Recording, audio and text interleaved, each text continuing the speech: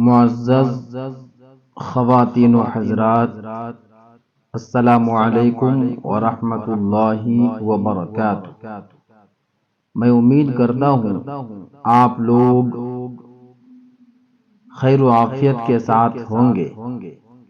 اللہ تبارک و تعالی آپ سبوں کو دونوں جہاں کی نعمتوں سے مالا مال فرمائے۔ بڑی ہی خوبصورت اور دل فریب واقعہ لے کر آپ حضرات کی خدمت میں حاضر ہوا ہوں۔ امید کرتا ہوں یہ واقعہ آپ کو پسند آئے گا۔ اس واقعے کا ٹائٹل ہے حاتم طائی کی سخاوت۔ حاتم طائی ایک ایسا مشہور و معروف نام ہے، تمام لوگ واقف ہیں۔ آئیے واقعہ سماعت فرمائیں۔ حاتم طائی کا ایک تیز رفتار بجلی کی گرج اور ہوا کی تیزی والا دھواں دار گھوڑا تھا جو دوڑتا تو جنگلوں پہاڑوں پہ اولے برساتا، گویا کہ ابر بہاراں ہے۔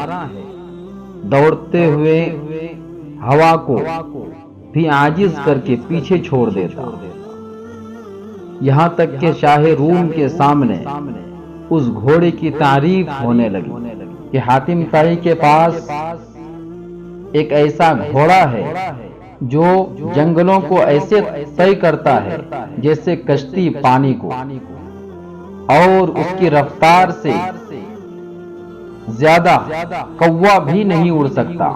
بادشاہ نے حیرت زدہ ہو کر وزیر کو کہا، بے دلیل دعویٰ تو شرمندگی ہوتا ہے کہ تو جا اور حاتم سے وہی گھوڑا مانگ، اگر دے دے گا تو اس کی سخاوت کے چرچے میں حق سمجھوں گا، ورنہ خالی ڈھول کی آواز ہوگی۔ چنانچہ 10 افراد کا ایک قافلہ بنی طی یعنی حاتم طائی کا قبیلہ کی طرف روانہ ہوا۔ جب یہ لوگ پہنچے تو حاتم طائی نے بڑی ہی خوش دلی کے ساتھ دسترخوان بچھا دیا اور ایک گھوڑا ذبح کر کے ان کو کھلایا، اور رات گزر جانے کے بعد الوداع کہتے وقت انعامات سے بھی نوازا۔ وزیر نے جرت کی اور مذکور گھوڑا مانگا کہ تحفے میں ہمیں وہ گھوڑا چاہیے جو آپ کا سب سے پسندیدہ اور تیز ترار ہے۔ اتنا سننے کے بعد حاتم طائی نے حسرت سے دیوانوں کی طرح دانتوں سے ہاتھ کاٹا اور کہا، آپ نے پہلے کیوں نہیں بتایا؟ رات کو میں نے تمہارے لیے وہی گھوڑا کو ذبح کر کے تمہیں کھلا دیا۔ اللہ اکبر۔ کیونکہ گھوڑوں کی چراگاہ دور تھی اور بارش کی وجہ سے میں وہاں نہ جا سکا، اور اس کے علاوہ کوئی دوسرا گھوڑا موجود بھی نہ تھا۔ میں نے اپنے عزت کے خلاف جانا کہ تم لوگوں کو فاقے میں سلاؤں اور میں گھوڑا کو بچا لوں۔ مجھے تو نیک نامی چاہیے نہ کہ عمدہ گھوڑا۔ اللہ اکبر۔ پتہ چلا مہمان نوازی کے لیے اپنی عزیز ترین متاع بھی قربان کرنی پڑے تو اس کے لیے رکنا نہیں چاہیے، اس سے جو نیک نامی حاصل ہوتی ہے۔ پیغمبر خدا صلی اللہ علیہ وسلم نے بھی اس کی تعریف بیان فرمائی ہے۔ ایک اور ذکر ملتا ہے کہ یمن کا بادشاہ جو خود بڑا سخی انسان تھا، اگر اس کو سخاوت کا بادل کہا جائے تو درست ہے کہ بارش کی طرح درہم برساتا تھا۔ کوئی اگر اس کے سامنے حاتم کا نام لیتا تو غصے میں آ جاتا۔ اس بیچارے نے کیا سخاوت کی ہے، نہ اس کے پاس حکومت نہ خزانہ تھا۔ ایک دن بادشاہ نے شاہانہ جشن منایا اور خوب دولت لوٹائی۔ کسی نے اس موقع پہ حاتم کا ذکر کر دیا تو بادشاہ کو شدید غصہ آیا اور ایک بندہ حاتم کے قتل پر مقرر کر دیا کہ حاتم کے ہوتے ہوئے میری سخاوت تو بیکار ہو کر رہ گئی ہے۔ وہ شخص حاتم کو قتل کرنے کے ارادے سے چل پڑا تو راستے میں ایک خوبصورت نوجوان جس سے محبت کی بو آ رہی تھی سامنے آیا اور انتہائی خوبصورت، عقل مند اور شیریں زبان تھا۔ اس نوجوان نے اس شخص کو اپنے گھر لے گیا۔ ایسی مہربانی کے دشمن کا دل نیکی سے لوٹ لیا۔ صبح کو جب یہ جانے لگا تو نوجوان نے ایک رات اور ٹھہرنے کی درخواست کی۔ اس نے کہا میں ابھی ایک بہت بڑی مہم پہ جا رہا ہوں، اس لیے اس سے زیادہ نہیں ٹھہر سکتا۔ نوجوان نے کہا اگر تو مجھے بتائے کہ وہ کیا مہم ہے تو میں دل و جان سے تیرے ساتھ تعاون کروں گا۔ تو اس شخص نے کہا تو جوان مرد اور سمجھدار اور رازکار امین معلوم ہوتا ہے، اس لیے میں تجھے بتائی دیتا ہوں۔ اس ملک میں حاتم نامی کوئی شخص رہتا ہے جو نیک سیرت اور بابرکت ہے۔ خدا جانے یمن کے بادشاہ کو کیا ٹھان پڑی ہے کہ اس نے حاتم کا سر مانگا ہے اور بدقسمتی سے ڈیوٹی میری لگائی ہے۔ اگر تو اس تک میری رہنمائی کر دے تو تیرا احسان ہوگا۔ اس نوجوان نے ہنستے ہوئے سر آگے جھکا دیا اور کہا سر حاضر ہے، تلوار نکال اور اتار لے، میں ہی حاتم ہوں۔ اللہ اکبر۔ کیونکہ جب صبح روشن ہو جائے گی تو ہو سکتا ہے کوئی اور رکاوٹ پڑ جائے یا تجھے کوئی تکلیف پہنچے۔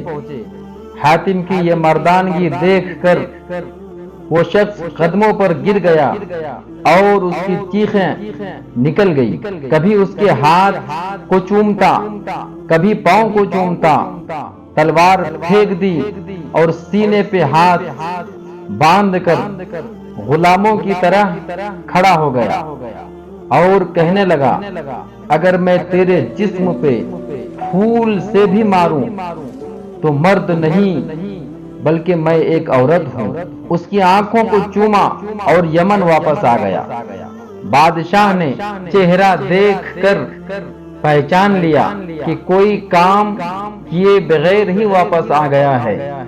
بادشاہ نے پوچھا کیا خبر لائے ہو اور اس شخص کا سر کہاں ہے؟ کیا اس نے الٹا تیرے اوپر ہی حملہ تو نہیں کیا کہ جس کی تو تاب نہ لا کر واپس خالی بھاگ آیا ہے؟ تو اس شخص نے کہا اے بادشاہ میں حاتم کے پاس گیا، اس کی میں کیا کیا خوبی بیان کروں تیرے سامنے۔ اس کے احسانات نے میری کمر ٹیڑھی کر دی، اس نے مہربانی کی تلوار سے مجھے مار دیا۔ پھر اس نے ایک ایک خوبی بیان کی اور ایسے انداز سے کہ خود بادشاہ بھی اس کی تعریف کرنے لگا۔ بادشاہ نے بہت کچھ خرچ کیا اور حاتم کی سخاوت کا اعتراف کرتے ہوئے کہا اگر لوگ اس کی تعریف کرتے ہیں تو وہ اس کا حقدار ہے۔ سبحان اللہ، کتنا خوبصورت واقعہ ہے۔ اس واقعے سے ہم کو اور آپ کو سبق ملتا ہے کہ مہمان کی دلجوئی کے لیے اگر جان سے بھی گزرنا پڑے تو اس میں گریز نہیں کرنی چاہیے۔ آج حاتم طائی کا نام کیوں روشن ہے؟ صرف انہی خوبیوں کی وجہ سے۔ ایک دن کسی نے حضرت امام حسین، کسی نے حضرت امام حسن یا حضرت علی رضی اللہ تعالی عنہ سے پوچھا کہ حاتم طائی تو اتنا سخی تھا کہ اس کے محل کے 10 دروازے ہوا کرتے تھے. کوئی سوالی بار بار 10 دروازوں سے آتا تو حاتم ہر بار اسے دے کر بھیجتا اور یہ نہ کہتا کہ تو پہلے بھی لے کر گیا ہے. اللہ اکبر. کیا حضور صلی اللہ علیہ وسلم کی سخاوت کا کوئی ایسا واقعہ ہے؟ حضرت علی رضی اللہ تعالی عنہ نے جواب دیا کہ وہ ایک سوالی کو 10 بار دیتا پھر بھی اس کا دامن نہ بھرتا، تبھی تو بار بار آتا. اور ہمارے نبی صلی اللہ علیہ وسلم نے ایک ہی بار جس کو دے دیا اس کو دوبارہ مانگنے کی حاجت نہ رہتی. اللہ اکبر. سبحان اللہ. بے شک کسی شاعر نے کہا ہے مانگتے خالی ہاتھ نہ لوٹے، کتنی ملی خیرات نہ پوچھو، ان کا کرم پھر ان کا کرم ہے، ان کے کرم کی بات نہ پوچھو، ان کے کرم کی بات نہ پوچھو. سبحان اللہ. دل خوش ہو گیا. یقیناً میں امید کرتا ہوں آپ کو اس واقعہ سے کچھ نہ کچھ ضرور سبق ملا ہوگا.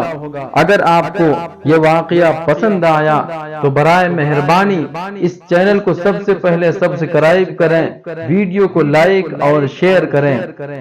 السلام علیکم ورحمۃ اللہ وبرکاتہ.